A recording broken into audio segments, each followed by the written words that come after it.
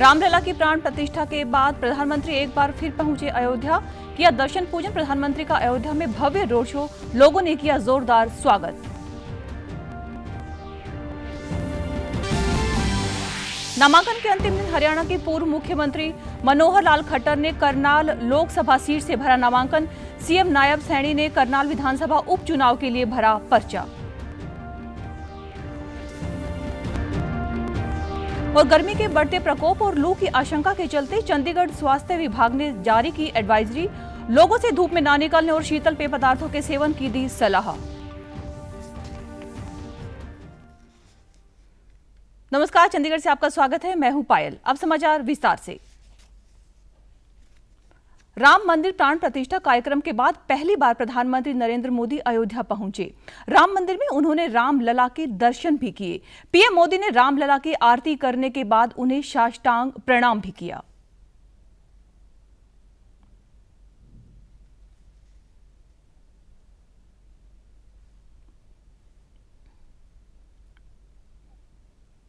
राम मंदिर में पूजा करने के बाद प्रधानमंत्री मेगा रोड शो में भी शामिल हुए।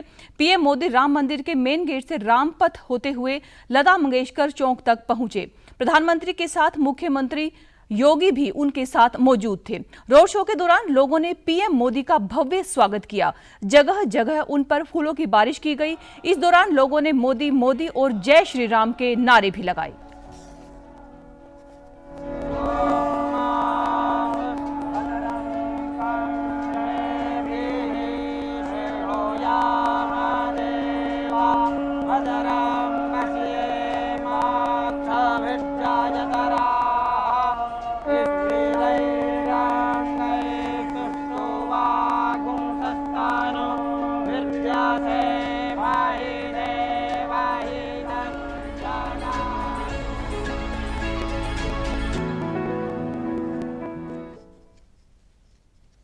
हरियाणा के पूर्व मुख्यमंत्री मनोहर लाल ने आज करनाल में अपना नामांकन भरा। मनोहर लाल करनाल लोकसभा सीट से भाजपा के उम्मीदवार हैं।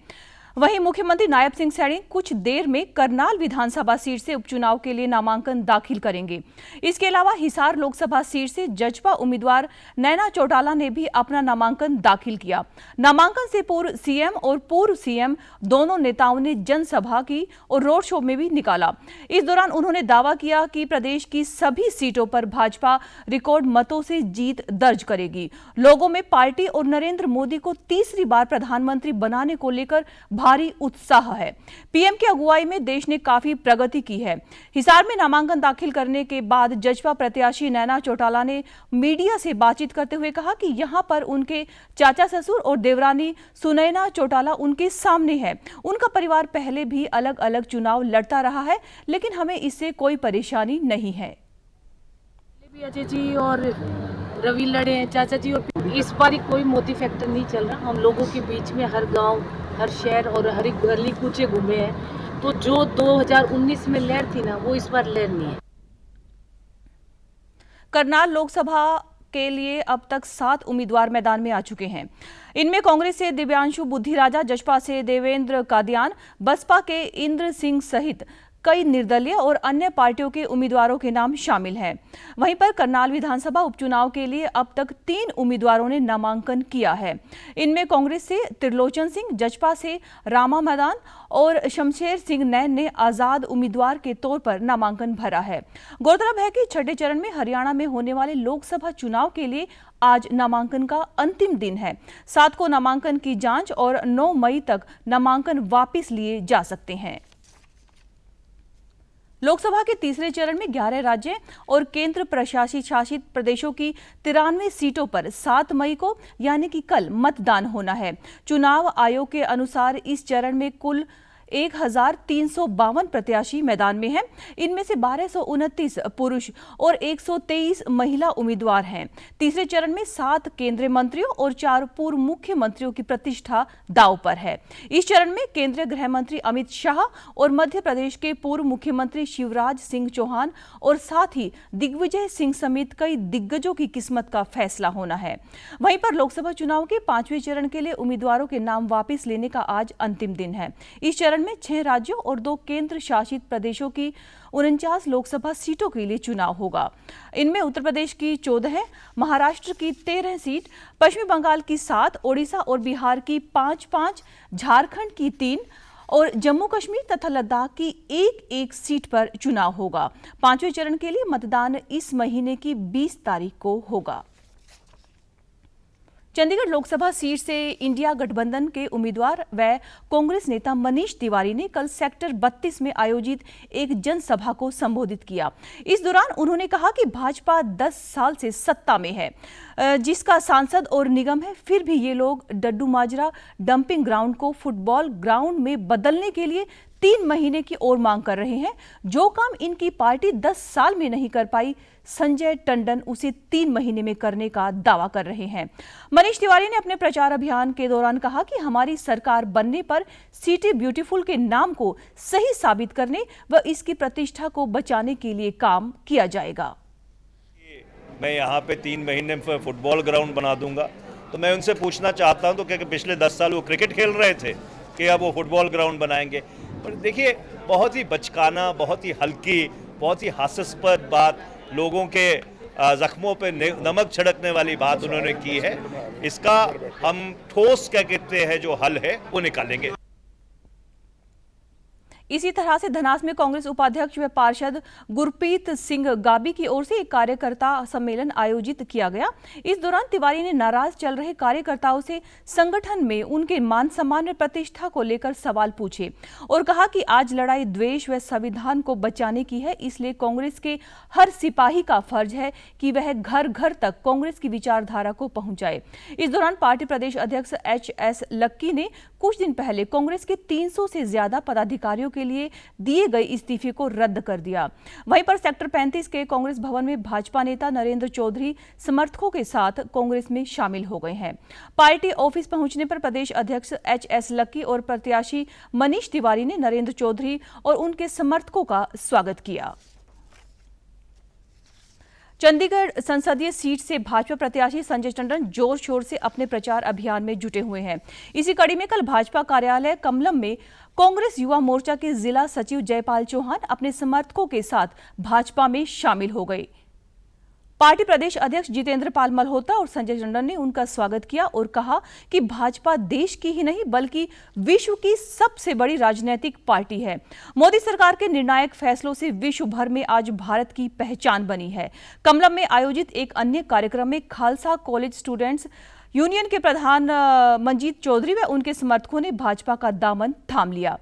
वहीं पर PGI के सफाई कर्मचारी कॉन्ट्रैक्ट वर्कर यूनियन के सदस्य भी भाजपा में शामिल हुए। इसके अलावा मौली जागरा कॉम्प्लेक्स में संजय टंडन ने एक पद यात्रा निकाली, जिसमें स्थानीय निवासियों ने इलाके की समस्याओं से भाजपा प्रत्याशी को अवगत करवाया। टंडन ने उन्हें आश्वासन दिया कि उनकी मांगें जल्द ही पूरी की जाएंगी। भारत निर्वाचन आयोग की ओर से अंतर्राष्ट्रीय चुनाव आगंतुक कार्यक्रम के तहत भारतीय आम चुनावों को देखने के लिए 23 देशों के 75 सदस्यीय प्रतिनिधिमंडल भारत में आए हैं। इस कार्यक्रम का उद्घाटन कल नई दिल्ली में मुख्य निर्वाचन आयुक्त राजीव कुमार, चुनाव आयुक्त ज्ञानेश कुमार और सुखबीर सिंह संधू की उपस्थिति में किया गया। इस मौके पर मुख्य चुनाव आयुक्त राजीव कुमार ने कहा कि भारतीय चुनावी क्षेत्र का योगदान और भारतीय चुनाव आयोग द्वारा किया गया कार्य विश्व लोकतांत्रिक क्षेत्र में एक महत्वपूर्ण हिस्सा रखता है। उन्होंने कहा कि भारतीय चुनाव क्षेत्र अद्वितीय है क्योंकि चुनावी पंजीकरण और मतदान कार्य अनिवार्य है। इसलिए चुनाव आयोग के लिए आवश्यक हो जाता है कि वह लोगों के लिए एक मार्गदर्शक बने। इससे पहले आयोग ने कजाकिस्तान, उज्बेकिस्तान और नेपाल के मुख्य चुनाव आयुक्तों और उनके प्रतिनिधि मंडलों के साथ द्विपक्षीय बातचीत भी की। इससे पहले दिन में प्रतिनिधियों को EVM, वीवीपैट, IT पहल, मीडिया और सोशल मीडिया की भूमिका सहित भारतीय आम चुनाव 2024 के विभिन्न पहलुओं पर जानकारी भी दी गई। प्रदेश के मुख्य निर्वाचन अधिकारी अनुराग अग्रवाल ने प्रदेश के लोगों से अपील की है कि वे 25 मई को लोकसभा 2024 के आम चुनाव में अधिक से अधिक मतदान करें। उन्होंने कहा कि लोकतंत्र में हर वोट का महत्व होता है, इसलिए प्रत्येक मतदाता का यह कर्तव्य भी बनता है कि वह एक दिन देश के नाम अवश्य करे। उन्होंने बताया कि प्रदेश में 10,363 स्थानों पर 19,812 पोलिंग स्टेशन बनाए गए हैं, जिनमें से 13,588 ग्रामीण क्षेत्रों में और 6,224 शहरी क्षेत्र के पोलिंग बूथ शामिल हैं। शहरों में 2400 स्थानों पर तथा गांवों में 7,963 स्थानों पर पोलिंग बूथ बनाए गए हैं। मुख्य निर्वाचन अधिकारी ने बताया कि हरियाणा में 2,41,353 पंजीकृत मतदाता हैं, जिनमें से 1,06,34,532 पुरुष, 94,06,357 महिला तथा 464 ट्रांसजेंडर मतदाता हैं। उन्होंने सभी मतदाताओं से आह्वान किया है कि 25 मई के दिन मतदान करके चुनाव का पर्व देश का गर्व के अभियान को सार्थक बनाएं। पंजाब के मुख्य निर्वाचन अधिकारी दत्ता द्वारा शुरू किए गए पॉडकास्ट का तीसरा एपिसोड सोशल मीडिया की आधिकारिक पेजों फेसबुक, इंस्टाग्राम, एक्स और यूट्यूब पर रिलीज कर दिया गया है। इस एपिसोड में मुख्य निर्वाचन अधिकारी सीबिन सिंह ने मतदाता के दौरान बांटी जाने वाली मुफ्त की वस्तुएं, नकदी और अन्य चीजों संबंधी विस्तार में जानकारी दी है। उन्होंने पंजाब के वोटरों को बिना किसी लालच के अपना वोट डालने की अपील भी की है। सीबिन सिंह ने नोटा के बारे में भी बहुत रोचक जानकारी साझा की। उन्होंने कहा कि इन पोलिंग बूथों पर वोटरों की सुविधा के लिए अधिकारियों की तरफ से बहुत से इंतजाम किए जा रहे हैं और वोटर भी अपने वोट का प्रयोग जरूर करें। सीबिन सिंह ने पॉडकास्ट में लोगों की तरफ से पूछे गए सवालों के जवाब भी बहुत ही स्पष्ट शब्दों में दिए हैं। उन्होंने अपील की है कि मतदान संबंधी ताजा और पुख्ता जानकारी हासिल करने के लिए मुख्य निर्वाचन अधिकारी के तरफ से चलाए जा रहे सोशल मीडिया के आधिकारिक पेजों को सब्सक्राइब किया जाए। उन्होंने कहा कि पिछले दिनों व्हाट्सएप पर भी चीफ इलेक्टोरल ऑफिसर पंजाब के नाम के साथ एक चैनल बनाया गया है, जहां पर लोकसभा मतदान 2024 से संबंधित अहम जानकारियां शेयर की जा रही हैं। देश के कई इलाके इस वक्त भीषण गर्मी की चपेट में हैं, तो वहीं कुछ इलाकों में बारिश का भी अलर्ट जारी किया गया है। मौसम विभाग के अनुसार राजस्थान, पश्चिमी मध्य प्रदेश के साथ साथ गुजरात के सौराष्ट्र और कच्छ के इलाकों में लू चलने के आसार हैं। इसके साथ ही झारखंड, बंगाल और यूपी व उड़ीसा में भी गर्मी का प्रकोप देखने को मिल रहा है। वहीं देश के कुछ इलाकों में आंधी और बारिश के भी आसार बन गए हैं। वहीं दूसरी ओर यूटी प्रशासन और स्वास्थ्य विभाग ने चंडीगढ़ में बढ़ते हुए तापमान को देखते हुए हीट वेव से बचने के लिए एडवाइजरी जारी की है। उन्होंने बोला है कि लोगों से गर्मी से सीधे संपर्क में ना आने को बचने को कहा है। वहीं पर हल्के रंग के ढीले ढाले सूती कपड़े पहनने और छाता, टोपी और चश्मे के उपयोग की सलाह भी दी है। साथ ही स्वास्थ्य विभाग ने यह भी हिदायत दी है कि घर के धूप वाले हिस्से में दिन के समय खिड़कियां और पर्दे बंद रखें। आहार में फल और सब्जियां ज्यादा मात्रा में शामिल करें। नींबू पानी, नारियल पानी व अन्य शीतल पेय पदार्थों का सेवन करने भी उन्होंने सलाह दी है। चंडीगढ़ में अधिकतम तापमान 40 डिग्री सेल्सियस के पास पहुंच गया है, जो कि सामान्य से 3 डिग्री अधिक है। न्यूनतम तापमान में भी बढ़ोतरी देखी गई है। मौसम विभाग के अनुसार आने वाले दिनों में शहरवासियों को गर्मी से राहत मिलने के कोई आसार नजर नहीं आ रहे हैं। और आप हमारे समाचार YouTube channel DD news Chandigarh, Facebook DD news Chandigarh और social media X DD news CHD पर भी देख सकते हैं। इसी के साथ चंडीगढ़ से समाचारों का सिलसिला समाप्त होता है। नमस्कार।